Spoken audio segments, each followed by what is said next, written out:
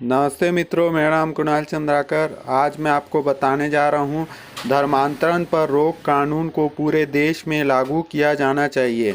धर्म के संस्कार नहीं होने के कारण कुछ युवतियाँ सेकुलर बन जाती है और कोई उससे धर्म की बात करे तो अपने को मॉडर्न बताकर उससे नफरत करती है, जिसके कारण लव जिहाद में फंस जाती है और बाद में अपनी ज़िंदगी नरक जैसी बना जाती है। पुलिस अथवा न्यायालय में शिकायत करती है, पर जब तक अपनी ज़िंदगी तबाह हो गई होती है। ऐसे ही एक ताज़ा मामला है, पढ़ लीजिए। मेरा नाम है कमाल रुख खान है। मैं दिवंगत संगीतकार वजीद खान की पत्नी हूँ। विवाह से पहले मैंने और साजिद ने 10 साल एक दूसरे के साथ बिताया था। आप हमारे कॉलेज स्वीट हार्ट कह सकते हैं। मैं पारसी थी और वो मुस्लिम थे। हम दोनों में स्पेशल मैरिज एक्ट के तहत विवाह किया था। यह कारण है कि वजह से वर्तमान में चल रही धर्मांतरण की बहस मेरे लिए महत्वपूर्ण हो जाती है। मैं आपके साथ अपना अनुभव इसलिए बांटना चाहता हूं कि मजहब के नाम पर एक औरत ने के साथ किस तरह भेदभाव, दमन और पूर्वाग्रह का सामना करना पड़ता है। एक स्त्री के सम्मान के लिए ये अपमानजनक, निंदनीय और आँख खोलने वाला है। मेरे सामान्य पारसी परिवार का पालन पोषण बहुत लोकतांत्रिक मूल्यों वाला था। वैचारिक स्वतंत्रता को बढ़ावा दिया जाता है और लोकतांत्रिक बहसें सामान्य सी बातें थी।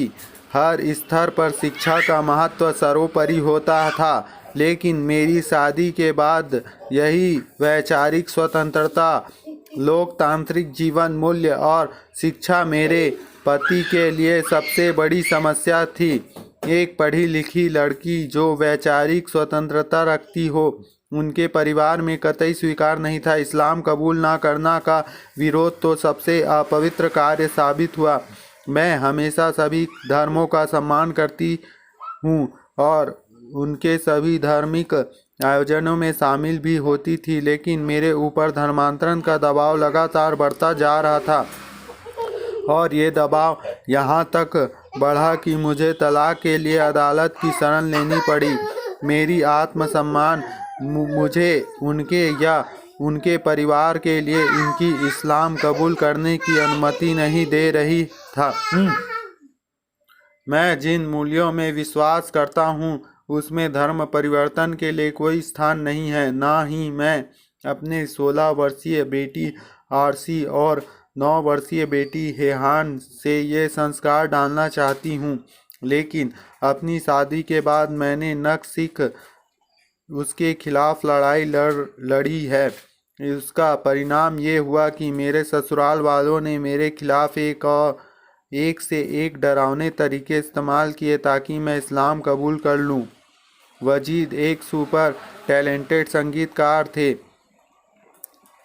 उन्होंने एक से एक सुरीले धुनों की रचना की। मैं और मेरे बच्चे आज भी उनको मिस करते हैं।